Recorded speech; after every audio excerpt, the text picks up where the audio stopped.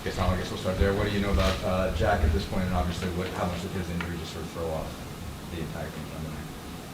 Yeah, it obviously hurt us without question. He did a great job while he was in there.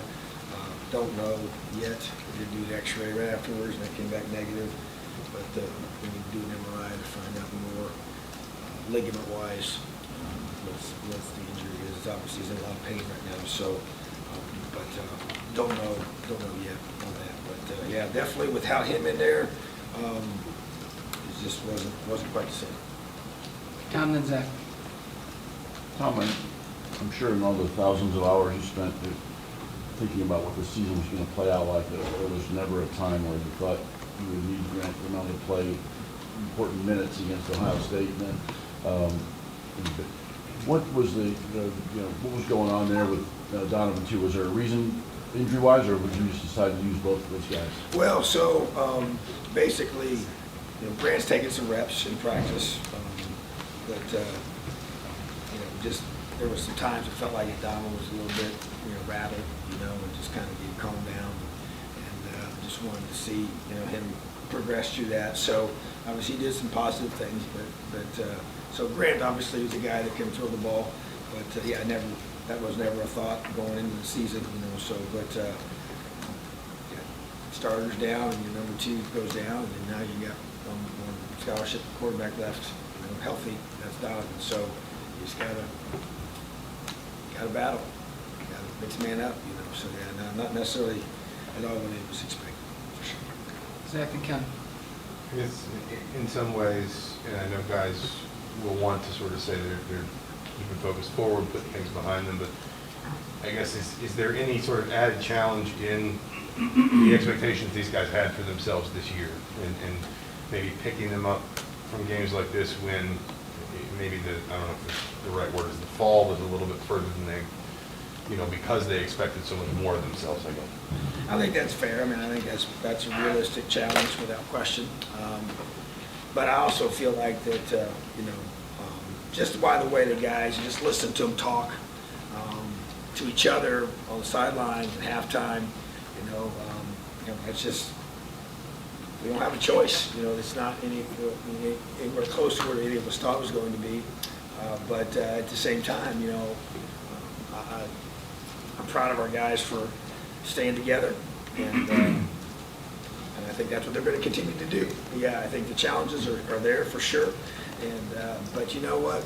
That's LEO is our foundation, and it's about accountability, toughness, and love.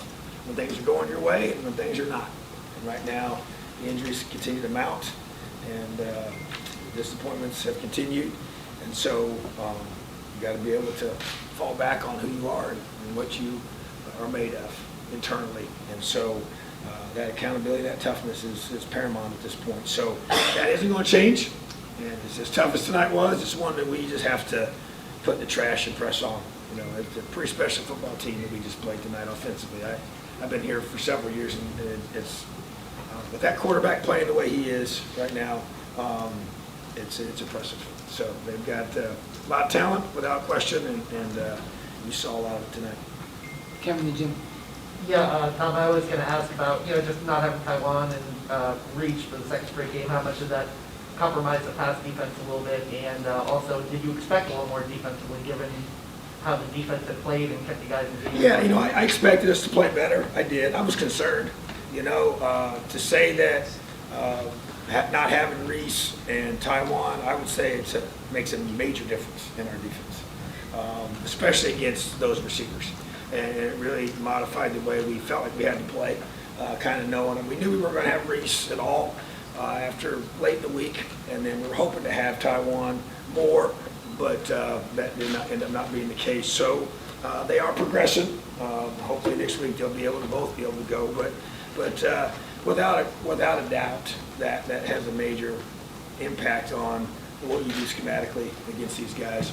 And so, yeah, it just really compounded the problem in my opinion. So, but that said, you try to adjust and adapt to your guys and give them a chance to be successful.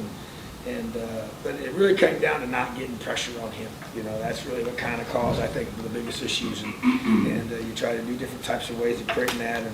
and try to do some just other things that we had, we felt like would give us a chance. But, they picked a lot of those things up and they did a good job of that. So, yeah, it was, those guys are a big part of our defense, there's no question.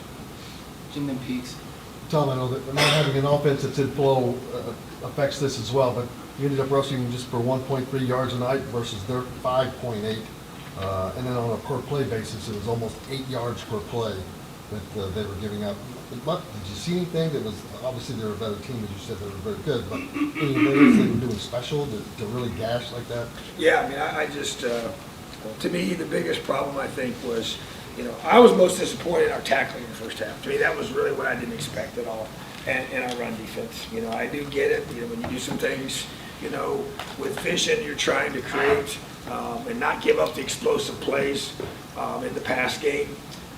And I think that's, if I go back and you look at it, I think maybe too much emphasis on that, and just sometimes you just got to live with it. But I was definitely very concerned about that with our injuries that we have with our corners and the lack of even some depth in our safeties because of some previous injuries as well. So I just felt like that we could maybe hold up and not be able to give up those explosive plays and still stop the run. And I think that's probably where the problem was created.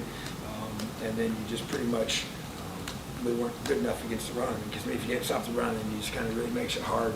Because they're still getting those pass plays as well. So, yeah, it was just, it was ugly. That's really the only way that's the best way to describe it. It was just, it was painful.